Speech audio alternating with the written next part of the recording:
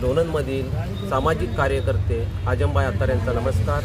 मी सामाजिक कार्यकर्ता आजमबाई अत्तार या मुद्द्यावर येऊन बोलतोय की आता उन्हाळ्याचे दिवस चालू असताना उन्हाळ्याचे दिवस सुरू झाले आणि लोणंदमधील एस.टी. बसस्थानकामध्ये पाण्याच्या बाबतीतली सोय व्हावी।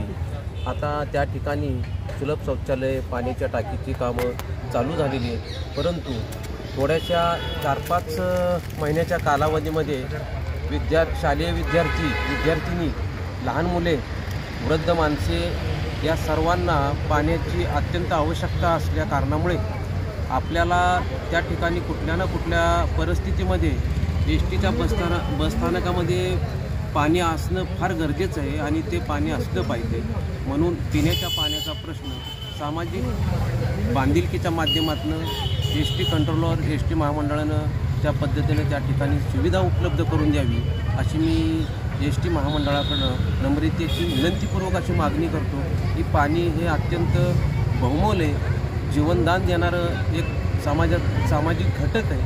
म्हणून पाण्याच्या त्या ठिकाणी योग्य पद्धतीनं व्यवस्था व्हावी ही आमची मनोभावे मनापासून तळमळीनं एक आम्ही या ठिकाणी अपेक्षा व्यक्त करतो।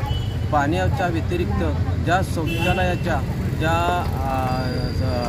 वॉशरूमच्या आणि इतर काय आणखी सुविधा एस.टी. बसस्थानकामध्ये उपलब्ध होणार आहेत ह्या आम्हाला आनंद देणार आहेत, परंतु लोणंद शहर नगरपंचायतीच्या माध्यमातून दिवसेंदिवस विकासाकडं वाटचाल करत असताना लोणंदमधली बाजारपेठ, एस.टी. स्टँडमधली वाढती गर्दी, धावती वर्दळ आणि एक प्रकारचा उद्योग व्यवसायाला चालना मिळणारा हा गजबजलेला मोठा चौक या सर्व ठिकाणी सगळ्या 250-300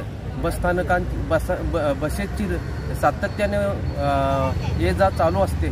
त्या ठिकाणी मोठा एक प्रकारचा व्यवहार, आर्थिक उलाढाल एस.टी. महामंडळाला मिळत असताना प्रवाशांची सोय पाण्याच्या बाबतीत महिलांना, विद्यार्थ्यांना सगळ्यांना व्हावी म्हणून उन्हाळ्यामध्ये तरी त्या ठिकाणी छोटासा एक वॉटर टँकचं एक बंदोबस्त करून त्या ठिकाणी पाण्याची टाकी प्लॅस्टिकच्या स्वरूपात का होईना त्यात पाणी टाकून किंवा नगरपंचायतीच्या माध्यमातून कनेक्शन घेऊन तरी पाणी मिळावं आणि हा पाण्याचा प्रश्न सुटावा अशी या ठिकाणी मी अपेक्षा व्यक्त करतो आणि माझं मनोगत या ठिकाणी मी थांबवतो। जय हिंद, जय महाराष्ट्र। तुम्ही जर मराठी रोकटोक न्यूज चॅनलवरती नवीन असाल आणि तुम्ही जर या चॅनलला सबस्क्राईब केले नसेल तर या चॅनलला सबस्क्राईब करा आणि या व्हिडिओला लाईक आणि जास्तीत जास्त शेअर करा।